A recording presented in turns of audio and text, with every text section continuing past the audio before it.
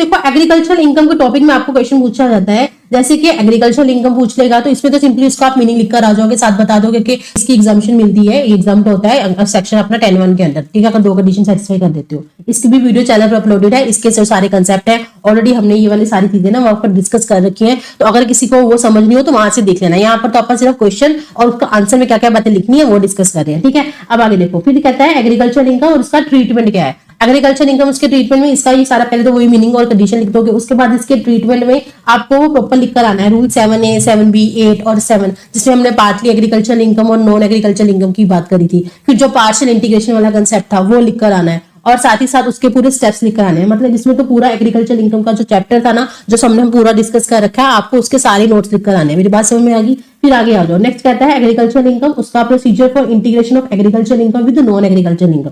Agriculture income हो तो वही मीनिंग के सारे पॉइंट लिखा होगे, लेकिन ये जो प्रोसीजर है integration of agriculture with non agriculture income, मतलब यहाँ पर वो बात करके चल रहा है वही पार्शियल इंटीग्रेशन वाले कंसेप्ट की। तो पार्शियल इंटीग्रेशन में इसकी पहले पूरी वो 3 कंडीशन बता देना, उसके बाद उसके स्टेप्स लिखाना, और पॉसिबल हो सके तो एक छोटी सी न्यूमेरिकल एग्जांपल साथ में कोट कराना, आपका अच्छे से मार्क्स आ जाएंगे, ठीक है। अब आगे नेक्स्ट कहता है taxability of individual in case of integration of agriculture income, मतलब पार्शियल इंटीग्रेशन के केस में इंडिविजुअल की टैक्सेबिलिटी कैसे निकालता है, मतलब ये वाला आंसर है। पार्शियल इंटीग्रेशन उसकी 3 कंडीशन बताओगे, साथ ही साथ उसके स्टेप्स बताओगे।